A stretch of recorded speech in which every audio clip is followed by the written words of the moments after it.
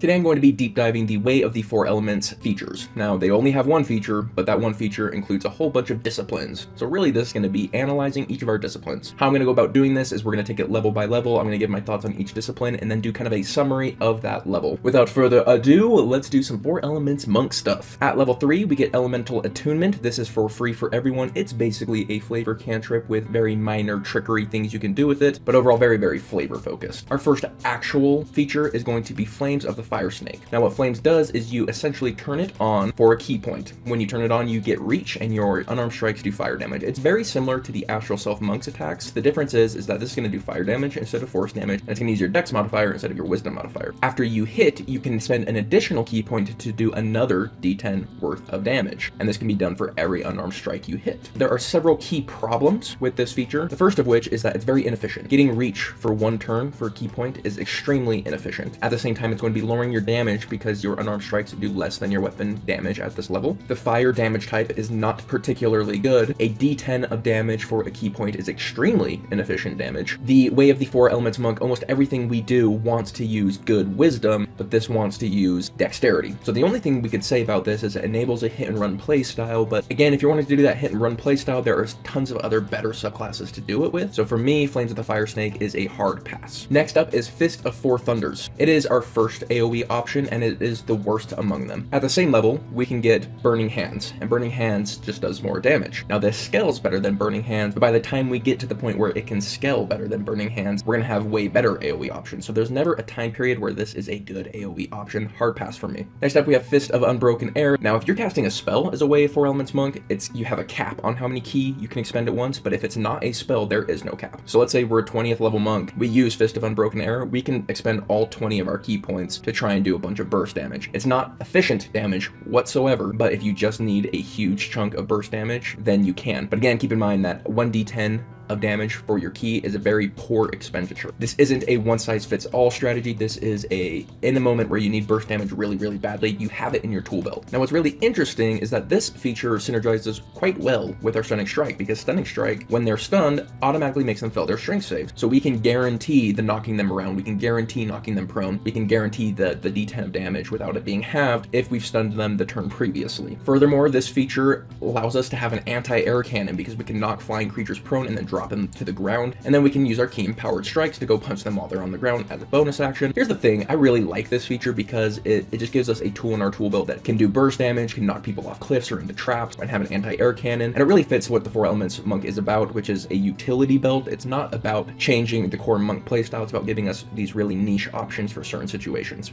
It fits that flavor well. Next up is Rush of the Gale Spirits. Rush of the Gale Spirits is a concentration spell, and we are not great at concentration, so that is a tick against it. Strength saves are pretty good save to target in general. So the idea is this keeps distance between us and our enemies. So if we're going to be using this, we might want to do an archery Four Elements monk build. I don't think the archery build is going to be nearly as good as the wisdom build because everything we do is based off wisdom. However, there is a small niche that we could do an archery build, and it kind of has a cool flavor to it. Kind of an airbender pushing people away and then launching arrows using your wind type idea. This is definitely for a specialized build. It's way, way too situational for anything else, but I think I rate this a little bit higher than most people would, just because I think that archery build is really flavorful and cool. Next up is Shape of the Flowing River. This is actually an incredible feature. Like, it's insanely good when it works. It's inexpensive, it has an absolutely incredible effect, but it's completely held back by the fact that we need to be either on water or ice for it to work. But let me tell you how crazy this effect is. This effect affects a 30-foot cube, and then we can change the terrain, any part of that terrain, by up to 15 feet. So the ground underneath enemies, we can create a 15-foot pit. For our archers, we can put them 15 feet in the air. We can create 15-foot walls that are, 15 foot high, 30 feet long to block off enemies' back lines from their front lines. That is so incredible for one key. It's actually insane. Again, the only problem being it's held back by the fact we need to be by water or ice. If you're on the right campaign, I'm thinking maybe Rime of the Frost Maiden. This might be takeable. Otherwise, it's just too situational, which is too bad, because this is probably my favorite one otherwise. Next up is Sweeping Cinder Strike, which is just Burning Hands. This is our best AoE option at this level, and since we're probably taking one level in Druid to go a Wisdom build, this does synergize with Entangle, give disadvantage on the dex save. As long as you're hitting 2 people, probably is worth it. Definitely if you're hitting 3, especially when we have key fueled attacks afterwards. So I'd say this is pretty good, but we would definitely swap it out for our future AoE options. Next up is Water Whip. This is very much so like Fist of Unbroken Air. So it is very, very close to being as good as Fist of Unbroken Air, but it is just slightly worse. But you would be completely okay in taking it. It's slightly worse because that's slightly less range, and then you have to choose whether you're knocking them prone or doing the push maneuver. And then Dexterity is arguably a worse saved target than Strength, specifically for flying enemies. So my summary for these third level spells is you're very likely to go Fist of Unbroken Air or Sweeping Cinder Strike for this level, for this range between 3 and 6. Very situationally, if you're doing a very specific build or if you're in a very specific campaign, you might consider Rush of the Gale Spirits and the Shape of the Flowing River. But if we're going just straight for long-term power, I think Fist of Unbroken Air is probably best. Moving on to level 6, we begin with Clench of the North, which this just gives us Hold Person. Now, Hold Person, great effect, has pretty good synergy with the Stunning Strike actually, because we can now target con saves as well as wisdom saves, so it increases our utility in that way. It also upcasts extremely well if we get to that level. The main problem that we're going to run into is the fact that we can only target humanoid. If you're playing with a DM who is constantly putting you against humanoids, you'll get a lot of value out of this, but anytime you're facing a monster or anything like that, it just becomes worthless, and so it is held back for that reason. On top of that, we are still not great at concentration, so that's something else to keep in mind, is that we should probably expect to lose concentration pretty quickly. However, there is some pretty great synergy where we can hold person them and then use key empowered strikes to punch them and get a crit right away. Pretty nice. The second and only other 6th level feature is Gong of the Summon. This gives us Shatter. This is our new best AoE. It's going to replace Burning Hands. It's going to target con save, so we should probably expect them to save, but if we hit enough creatures, then it is definitely worth it. And it's kind of tough to say, but I would say you're looking for around 4 people to make this worth the key, and that's pretty steep to do. However, out of the 2 options, I would say I would take Gong of the Summon over Hold Person, mostly because one of the niches 4 elements monks have is that we can target swarms. That's something most monks can't do. The only other monk that even has options for that is the Ascendant Dragon, and so that's kind of our niche, that we are a monk martial who can also take care of swarms, or at least contribute to taking care of swarms. Overall, our 6th level features are definitely the weakest for the level that we get them. At level 11, we get Flames of the Phoenix. This is Fireball. This is going to be our premier AoE. Great damage, great range, great area, and it's going to be one of the spells that we have an argument for upcasting, because although a d6 doesn't seem like much, when you're hitting 4, 5, 6 creatures, that becomes 4, 5, 6 d6 per upcast per key, which becomes definitely worth it. Next up is Mist Stance. This is surprisingly good utility. It allows us to cast Gaseous Form, which allows us to go through cracks and do the whole infiltration missions. The only problem is it's completely outshone by Fly. Fly is just a better utility spell. So I'd say Fly didn't exist, this would be pretty good, but Fly does exist, and so we're going to probably stick to it. And next up is Ride the Wind, gives us Fly. This is going to be concentration, but even if we lose concentration, we have the slow fall. Every martial wants Fly. This would be particularly good if we were doing the Archer build, because then we can kind of fly up in the air and shoot them from afar. That could be kind of cool, but no matter what build you're doing, you're probably going to want this Fly. So I'd say whatever 6th level feature you took, you're going to get rid of it to get Fireball and Fly at this level. That's just the likely outcome. And I will say that 11th level is one of our power levels. This is definitely a big increase in what we do. At level 17, we get Breath of Winter. This is pretty comparable to Fireball. It does a bit more damage, but it has a worse area, in my opinion. The cone is just harder to deal with. Though as a monk, we are better with cones than most casters are. But because it's almost even with Fireball, I still would just keep Fireball and use the other 17th level features for our options. Also, at level 17, we get Eternal Mountain Defense, which gives us Stone Skin, which is going to give us resistance to bludgeoning, slashing, and piercing non-magical damage, kind of like the Rage effect. Now, I've said concentration is bad, but at 17th level, we now have Diamond Soul, so we do have proficiency in our con save, so it's a bit better. We can be a little bit happier taking concentration spells. And this one definitely isn't bad. It makes us a lot more tanky and be able to stand in the front line. It is quite expensive at 5 key points, but I'd say overall, this is one of the better takes at 17th level. Next up is River of Hungry Flame. This is going to be Wall of Fire for 5 key points. Again, concentration, but my issue with this is just at this level, this isn't great damage, and creatures can just kind of walk through it. And so it almost just kind of substitutes for our AoE, which we already have covered with Fireball far more efficiently, I'd say. So this one's going to be a pass for me at this level. Then we have Wave of Rolling Earth, which is just going to be Wall of Stone. Now this one is much better because it's a control spell.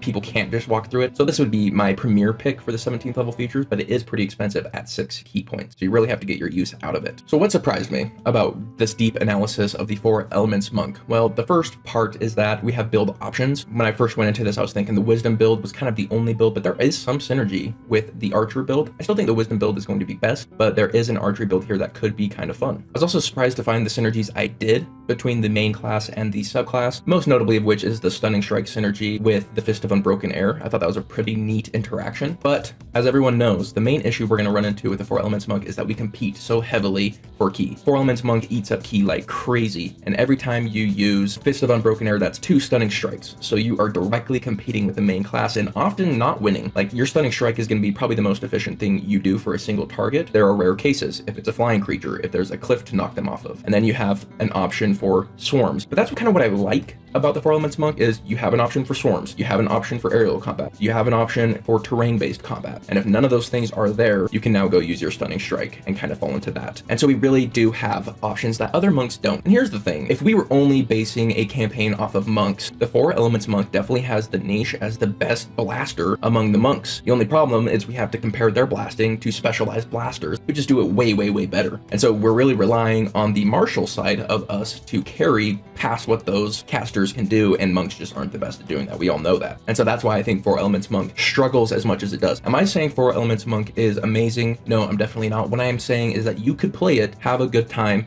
enjoy your campaign, be a viable character that's good enough. Now, I know most of the community would largely disagree with me, and if so, let me know in the comments down below, or do you agree with me? Also, let me know in the comments down below. But other than that, I hope you have yourselves a lovely day, and I'll catch you on the next one. Later.